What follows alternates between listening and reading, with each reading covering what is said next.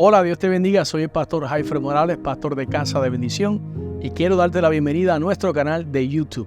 Aquí encontrarás palabras de edificación para tu vida, estudios bíblicos, predicaciones, y juntos podemos disfrutar de lo que Dios ha servido en la mesa. ¿Por qué Cristo tiene que ir a la cruz? Si Cristo no va a la cruz, usted y yo estuviéramos muertos en condenación. Y la ira de Dios sobre ti, sobre mí. 7:11 del libro de los Salmos dice: Jehová está airado contra el impío todos los días. Eso lo dice la Biblia, no me mira así.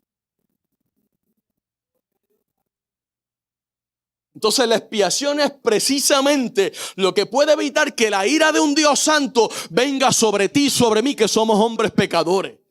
Porque Dios es santo y la santidad de Dios es su naturaleza. La naturaleza de Dios es comprendida al entender que Él es santo. No es que se santifica, Él es santo. Y esto quiere decir que tanto su carácter, es decir, quien Él es, como su conducta, lo que Él hace, son santos. El salmista en el capítulo 33, verso 5 dice: Él ama justicia y juicio. Y en el capítulo 89, 14 dice: justicia y juicio son el cimiento de su trono. Quiere decir que el trono de Dios es un trono de santidad. Por eso en el cielo, el libro de Apocalipsis dice que hay 24 tronos alrededor del trono del Cordero. Y allí están continuamente adorándole. Y los ángeles, los querubines están dando vuelta, gritando: santo, santo, santo, santo, santo, santo. Y dicen los que estudiosos, que estudian más que yo, que toda la gloria de Dios, es decir, todos esos ángeles que tienen ojos por todos lados, los querubines que están llenos de oro, ojos por debajo de sus alas y todo, de toda forma y de todo ángulo ven a Dios, y todo lo que ven de Dios es santo. Por eso no pueden parar de decir: Él es santo, Él es santo, Él es santo, Él es santo, Él es santo. Y es que es importante analizar el hecho de que Dios constituye al hombre y al mundo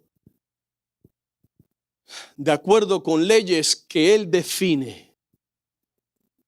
Hay un mensaje por ahí en YouTube que yo prediqué hace tiempo que habla acerca de defender la verdad y de condenar la mentira. ¿Y cómo lo hace Dios? Pues mira, Dios lo hace fácil. Dios establece la palabra, su santidad, sus leyes, como el fundamento mismo de la personalidad del hombre. ¿Qué significa esto? Que a un niño usted lo puede nacer hoy y puede vivir en cualquier tipo de ambiente. Cuando está suficientemente mayorcito, sin que nadie se lo diga, él sabe que robar es malo. Es una ley que está en él. Él sabe que mentir es malo. ¿Por qué? Porque Dios pone, la personalidad también está puesta, la ley en el corazón del hombre. El libro de Romanos, capítulo 2, versículo 14 al 15, que se lo recomiendo que lo lea en su casa para que no duerma, dice: porque cuando los gentiles que no tienen ley, es decir, que no han abrazado la ley de Dios, no tienen la ley de Dios, hacen por naturaleza lo que es de la ley, estos, dice el texto bíblico, aunque no tengan ley, son ley para sí mismos, mostrando la obra de la ley escrita en sus corazones, dando testimonio a su conciencia y acusándoles o defendiéndoles sus razonamientos. Hay 3 elementos ahí a estudiar: la ley, la conciencia y la razón. No tienes la ley, tienes la conciencia. Tu conciencia no te funciona, tienes la razón. Y podemos decir que todo ser humano está atado a Dios en una relación personal por medio de la ley de Dios escrita en su corazón. Hebreos 17:28 dice: porque en Él vivimos y nos movemos y somos. Es decir, todo es Dios. Y nuestra responsabilidad es guardar el pacto para mantener esa relación justa con Dios, ya no de sacrificios de animales, el pacto en la sangre de Cristo, la sangre derramada en la cruz del Calvario. Yo oro y le ruego que me preste atención a lo que voy a decir de ahora en adelante. La pecaminosidad en nosotros hace necesaria la expiación, porque el pecado perturba nuestra relación personal con Dios. Mire, no vamos a hablar del mundo, cristianos, nosotros, cuando andamos por ahí medio wichiwachi y venimos al culto y el espíritu se mueve mucho,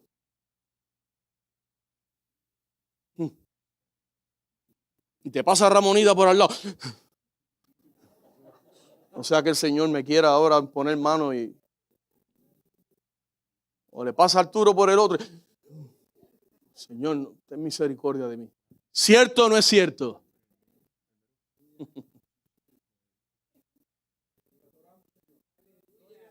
¿Por qué? Porque pecar es sinónimo de violentar la constitución de Dios. Y cuando tú violentas la constitución, que mucho se habla hoy por ahí de derecho y constitución y 8/4. Los derechos míos, es más, los derechos nuestros como ciudadanos de esta nación, no son otorgados por Dios, no por la constitución. En ningún momento la constitución de este país dice que nuestros derechos están atados a ella. Son dados por Dios. Pero cuando nosotros violentamos la constitución de Dios, que es, digamos, la carta magna que Dios establece para que tú y yo tengamos comunión y no te tenga que tutti morti forti cada vez que tú pecas.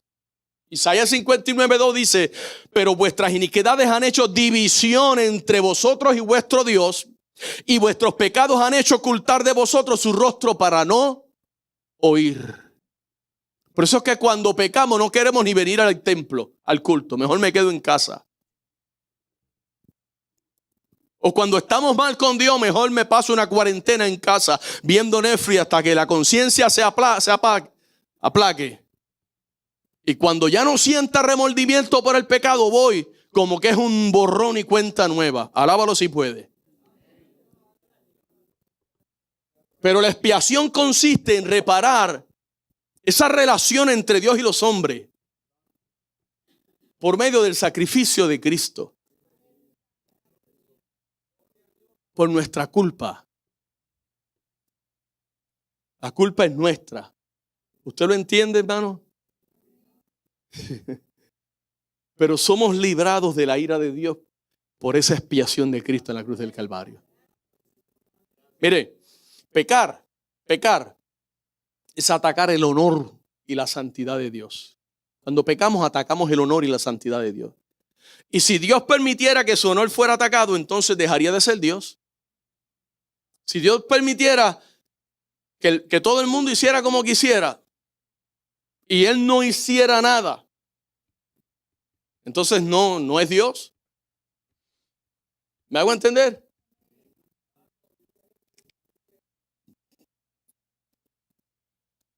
No puede el hombre pecador quedar impune. El honor de Dios demanda la destrucción de aquel que peca. Es decir, la justicia de Dios demanda satisfacción de la ley. No es como ahora, que un sinvergüenza violó a una niña en Nueva York y le dieron 6 meses de cárcel. Porque es un hombre que dice ser mujer, pero le gustan entonces las niñas. Aquí se salió con la suya. El sinvergüenza ese de Nueva York lo dejó 6 meses, está bien. Pero un día te vas a tener que enfrentar a Dios. Y lo lindo es que si te arrepientes, Dios te perdona. Dios te perdona. Ahora, hermano, el honor de Dios demanda destruir a la humanidad. Yo no vine a insultarle a usted aquí. Yo vine a darle palabra para que usted se vaya con una conciencia de que realmente hoy aprendí lo que significa la cruz. Es decir, la justicia de Dios demanda satisfacer la ley. Pecaron y la justicia de Dios, tienes que hacer algo porque pecaron. Y Dios dijo, yo lo voy a hacer, pero no lo voy a hacer con Doris. Ni lo voy a hacer con David. Lo voy a hacer con mi hijo. Que Él pague por ellos. Esto es locura, hermano. Esto es locura. El evangelio es locura.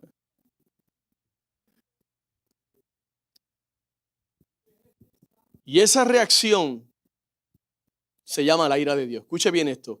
Cuando Cristo está allí en la cruz, cuando Cristo está en el jardín, en Getsemaní, y dice, Padre, pasa de mí esta copa. Cristo no está pidiendo al Padre que lo exima de la muerte.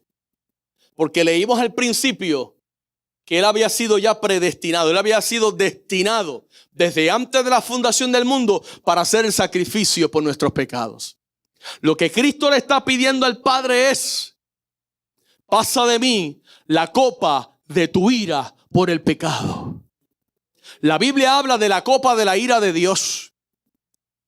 Que cuando el hombre peca, la ira de Dios, ¡ra!, se supone que nos destruya al momento, ahí, ahora. Y lo único que no nos destruye cuando le ofendemos, cuando venimos a la iglesia y ofendemos a otros y le montamos cara y hablamos allí y hablamos allá, lo único que nos tiene vivo es que la ira de Dios ha sido ahora derramada sobre su Hijo. Eso significa la cruz. Y en un paréntesis personal, por eso yo no cargo cruces en el cuello. El que las carga, no voy a decir, la Biblia no dice nada de eso. Pero para mí tiene otro significado. Yo no la desvirtúo de esa forma. Para mí la cruz tiene otro significado. Eso es acá yo. Entonces, esa reacción es la ira. Ahora pregunto, ¿cómo es que la ira de Dios no nos ha destruido? Bueno, la Biblia dice, enseña que Dios es lento para la ira y grande misericordia. Y Dios demuestra su castigo con la esperanza de que su bondad conduzca al hombre al arrepentimiento. Por eso dice el apóstol Pablo a los Romanos capítulo 2 verso 4, o menospreciáis las riquezas de su benignidad, paciencia y longanimidad. Es decir, le da larga y le da larga y le da larga y peco y nada me pasa y peco y nada me sucede y sigo pecando y nada sucede, pero voy a seguir pecando. La longanimidad de Dios. Y dice, ignorando que su benignidad te guía al arrepentimiento. Segunda de Pedro capítulo 3 verso 9, un verso que todos sabemos, que dice la Biblia que el Señor no retarda su promesa, como algunos la tienen por tardanza, sino que dice que Él es paciente para con nosotros. Nosotros ahí es la iglesia. No queriendo que ninguno perezca, sino que todos procedan al arrepentimiento. Y lo que sucede es que muchas veces malinterpretamos la demora de Dios y terminamos burlándonos de la idea de que Dios sea capaz de castigarnos. No, porque Dios es un Dios de amor y Él nos ama y Él no me va a castigar. Duérmete de ese lado.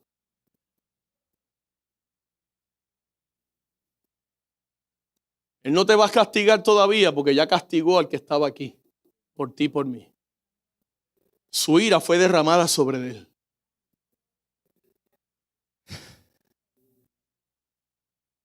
Mira lo que dice el escritor Eclesiastés capítulo número 8 verso 11. Dice, por cuanto no se ejecuta luego sentencia sobre la mala obra, sobre el pecado, dice, ahora el corazón de los hijos de los hombres está en ellos dispuesto para hacer el mal. O sea, por cuanto peco y nada sucede, pues sigo pecando. Y la verdad es que la Biblia dice que Dios no puede ser burlado. Dios no puede ser burlado. La razón por la cual la humanidad no ha sido todavía consumida por la ira de Dios es porque Cristo fue consumido con la ira de Dios para que tú y yo ahora tengamos vida en Él. Eso significa la cruz, hermanos. Cuando eso se internaliza en nosotros, usted entra por esas puertas con otra mentalidad diferente, hermano. Diferente a la que hacen adorar. Es tiempo de adorar. No hay que estar puchándole, no hay que estar ahí animándole, no hay que estar gritándole, no, usted adora. Y el que no adora, no conoce a Dios. No conoce a Dios, punto. Con amén o sin amén, eso es así. Entonces, la razón por la cual la humanidad todavía no ha sido destruida es porque Cristo llevó allí, Él cargó allí nuestras transgresiones. Libre de pecado, se hizo pecado, se hizo maldición. Dice la Biblia, maldito el que muere en un madero. Y allí murió Él en un madero, haciéndose maldición por ti y por mí, cargando en su cuerpo los pecados de toda la humanidad. Romanos capítulo 3, verso 25, Pablo dice, a quien puso Dios como propiciación por medio de la fe en su sangre para manifestar su justicia. Quiere decir, recuérdense que la justicia dice, el hombre pecó, tiene que morir. ¿Cómo manifiesto mi justicia? Destruyo al pastor Jaifre, destruyo a Johari, destruyo a aquel, destruyo al otro. No, aquí, sobre el Hijo.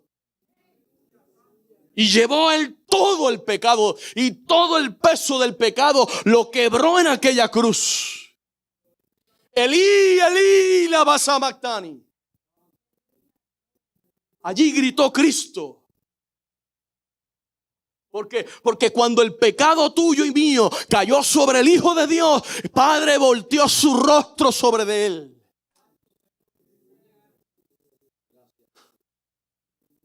Otras palabras, si Cristo fuera quitado del medio ahora mismo, usted y yo fuésemos consumidos por la ira de Dios.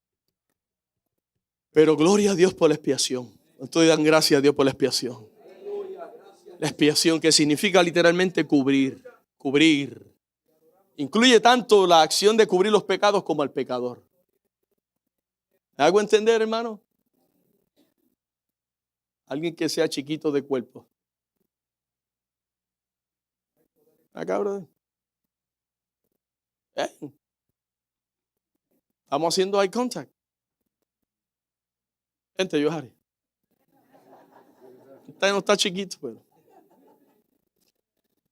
La expiación significa cubrir. Ahora, Johari es pecador. Voy a tratar de ilustrarlo aquí. El Padre, para no destruir a Johari, la expiación de Cristo hace esto. Pero tiene una doble matiz. Hace también esto. ¿Me hago entender? No solamente me cubre a mí de la ira de Dios. No solamente cubre el pecado, sino que me cubre a mí. Por eso es que cuando Cristo extiende sus manos en el Calvario, está demostrando su amor por ti. Ok, se lo voy a barajear. Perdóneme mi español boricua. ¿Cómo rayo va a demostrar amor ahí si está siendo destruido? Está siendo clavado, está siendo lacerado, le están traspasando su costado, tiene una corona de espina, ha sido latigado, ha sido ya ensangrentado. ¿Cómo ahora me pides que muestre amor si ellos son los culpables? Padre, perdónalos.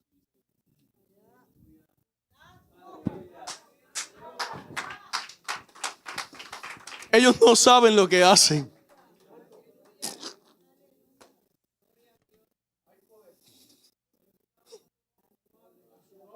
Entonces, de ahí, amado, que el expiar por el pecado significa ocultar de la vista de Dios, a fin de que Dios pierda el poder de provocar su ira. No porque Él es débil.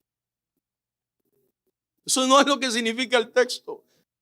Éxodo 12:13 dice, y la sangre os será por señal. ¿Se acuerdan? Cuando el ángel de la muerte pasó por todos los hogares de los egipcios y cuando veía la sangre en el dintel de la puerta del pueblo de Israel, seguía de largo y no mataba a los primogénitos de los israelitas. Es decir, de alguna manera la expiación de Cristo hace que cuando el Padre pase por tu casa, por tu vida, por tu corazón, que está lleno de orgullo, reconócelo, que está lleno de pecado muchas veces, de falta de perdón, de falta de consagración, de falta de adorar a Dios como Él lo merece, todavía el Padre no te destruye, porque en su misericordia lo que ve es la sangre de Cristo sobre tu vida.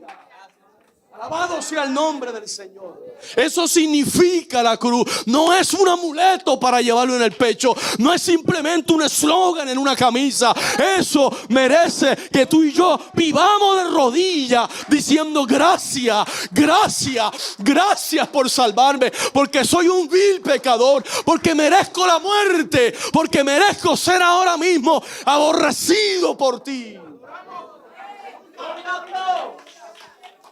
Dime cuán pecador tú eras y yo te voy a decir cuán perdonado tú eres. Y es un hecho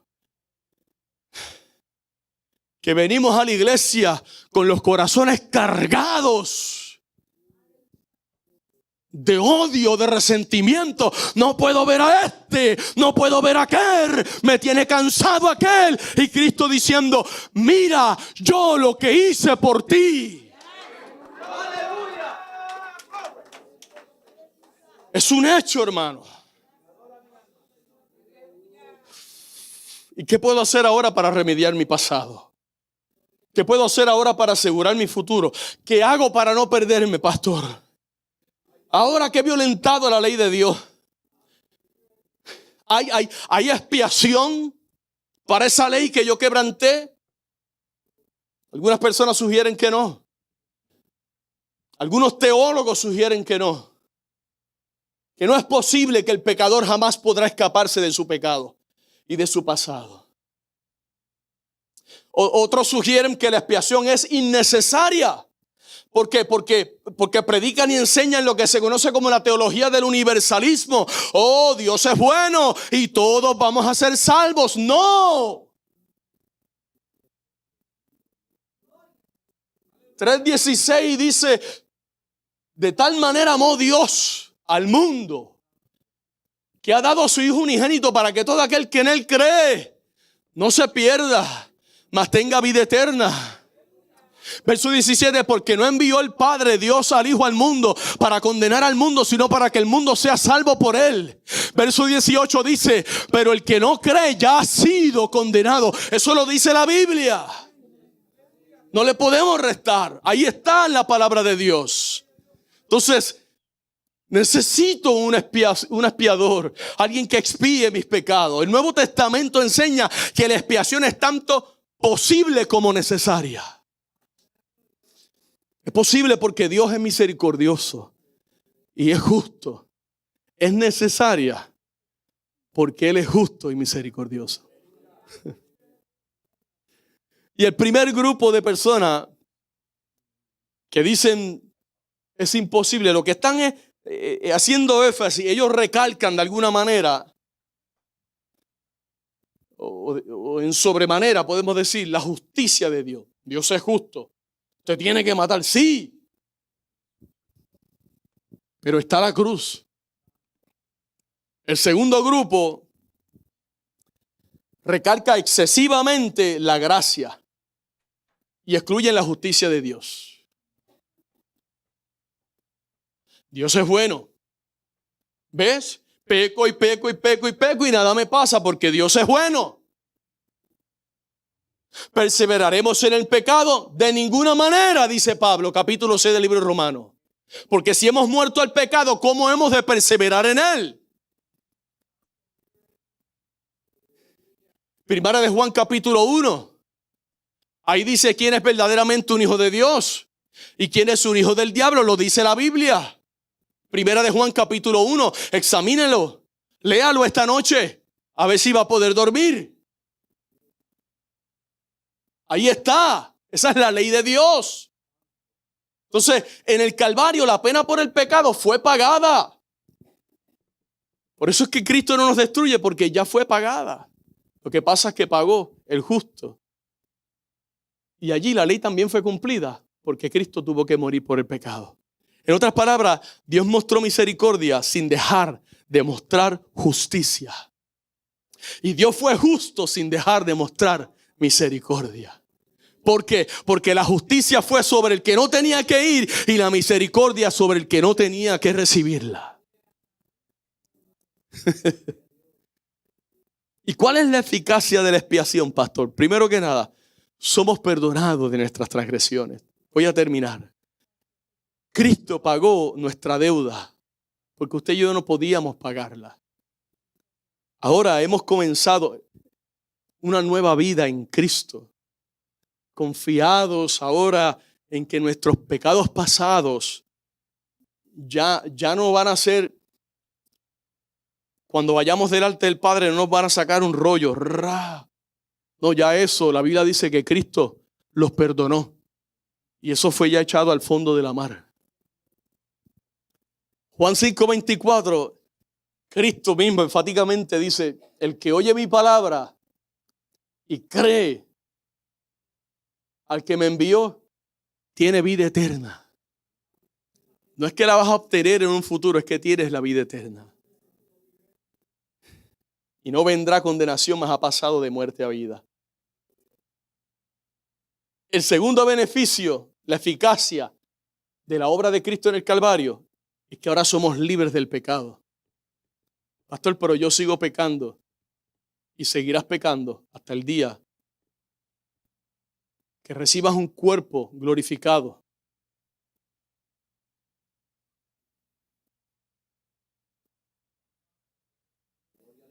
Pero ya tú fuiste librado de los pecados pasados, presentes y aún los futuros, si te arrepientes, fueron perdonados.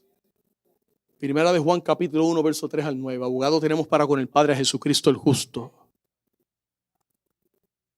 Ahora contamos con la ayuda sobrenatural del Espíritu Santo, la tercera persona de la Trinidad, viviendo y morando en nuestros corazones, diciendo al Espíritu tuyo: tú eres hijo de Dios. Número 3, somos libres de la muerte. Juan capítulo 11, verso 26. Y todo aquel que vive y cree en mí, dice Jesús, no morirá eternamente. Y el texto cierra con un interrogante. Juan 11, 26. ¿Crees esto? Presta atención al texto. Bueno, léalo usted ahí. 11:26. Juan 11:26. Y todo aquel que vive y cree en mí no morirá eternamente. ¿Crees esto? Número 4, tenemos la vida eterna. Juan 3:16. Para que todo aquel que en él cree no se pierda, mas tenga vida eterna. Concluyo con estas palabras. Mire, hermano, yo grito no porque estoy enojado con ninguno de ustedes. Yo no estoy enojado. Yo lo que estoy aguantándome de llorar. Yo lo que quiero es llorar de agradecimiento.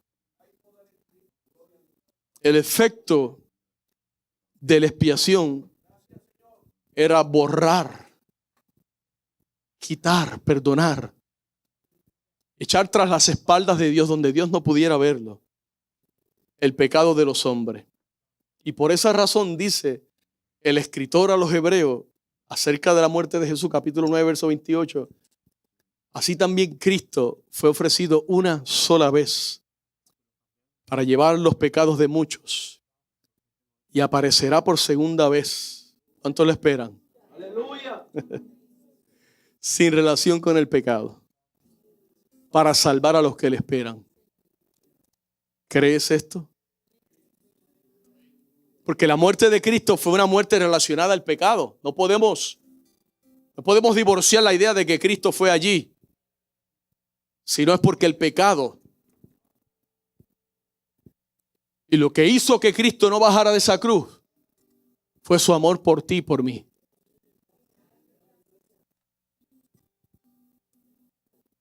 Entonces, esto significa que Cristo llevó sobre él mi pecado. ¿Usted sabe lo que es eso? Que yo vaya delante del juez sabiendo con la conciencia que yo soy culpable. Sabiendo que yo tengo que pagar por lo que hice.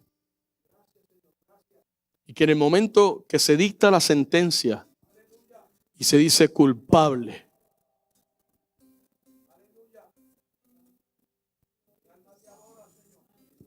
entre este personaje llamado Jesús,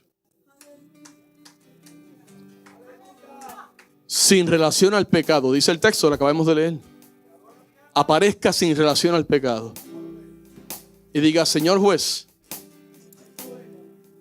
vamos a hacer un intercambio aquí, vamos a hacer una expiación. ¿Qué tal si tú lo dejas libre a él siendo culpable?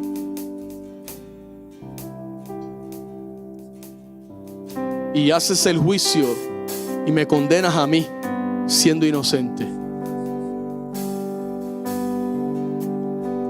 Teniendo esta conciencia, este conocimiento, limpiémonos de toda contaminación y del pecado que nos asedia y corramos con paciencia la carrera que tenemos por delante, dice la palabra de Dios.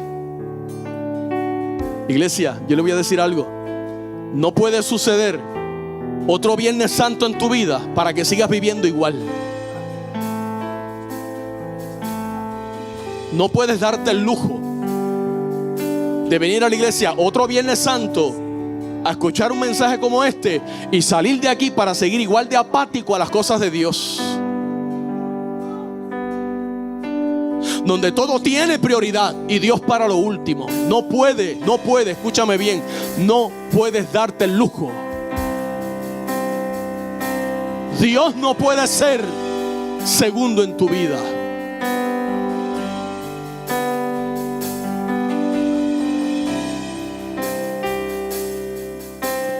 Primera de Pedro 2:24, quien llevó él mismo nuestros pecados en su cuerpo sobre el madero, para que nosotros, estando muertos a los pecados, vivamos a la justicia, y por cuyas heridas fuimos sanados. Y como resultado final del sacrificio de Jesús, ahora nosotros nos hemos hecho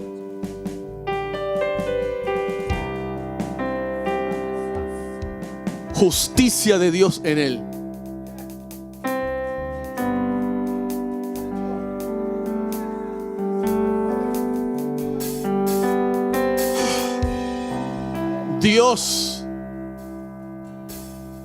Dios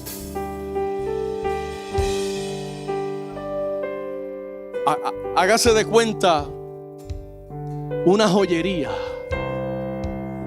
y allí están las prendas de más alto valor. Aleluya. Allí están las prendas de más alto valor, y todo el que pasa la ve dice: ¡wow! ¡Qué tremendo! Pero lo que nadie ve es el que la fabrica.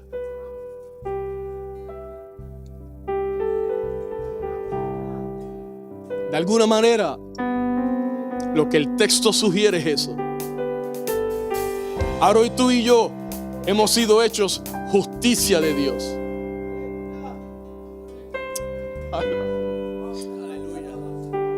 Cristo, escondido muchas veces, y tú y yo, a mí me respetan. Yo soy el pastor, yo soy el líder, yo tengo 3 títulos, a mí se me respeta. Yo no soy alfombra de nadie para que me atropelle. Y el joyero allá atrás, Cristo, está perdiendo la cabeza, Padre. Está perdiendo la cabeza. Hemos sido hechos justicia de Dios. Y todos pasan y wow, qué tremendo, ¿cuánto valdrá eso? ¿Quién pagará? Hemos sido ahora tú y yo hechos justicia de Dios. Siendo malos, siendo culpables, no queriendo a veces ni congregarnos, ni venir a la iglesia. Es un fastidio venir a la iglesia. Es un fastidio hacer el ministerio. Y creemos que Dios está detrás de nosotros como el perrito faldero rogándonos: mira, haz lo que te llamé a hacer.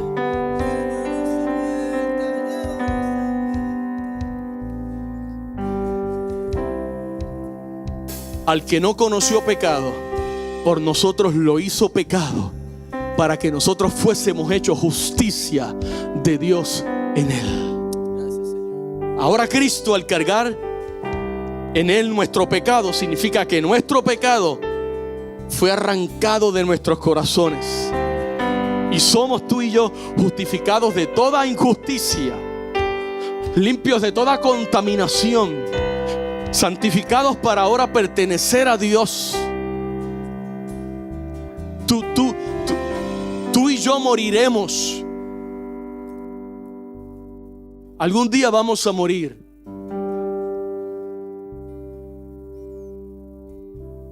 Pero antes de morir, ese día que va a llegar, Dios te quiere muerto ahora. Hoy es un buen día para morir. Para morir al pecado, para morir a la indiferencia, para morir al corazón cauterizado, a la conciencia cauterizada, el corazón endurecido, para morir a todo lo que sea que se está interponiendo entre tú y Dios.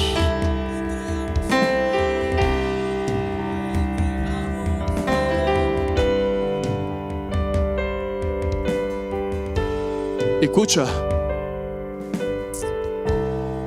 se lo tengo que decir, iglesia. Dios quiere que tú mueras para que vivas para Él. Escuche bien esto. Esto no se necesita ser profeta.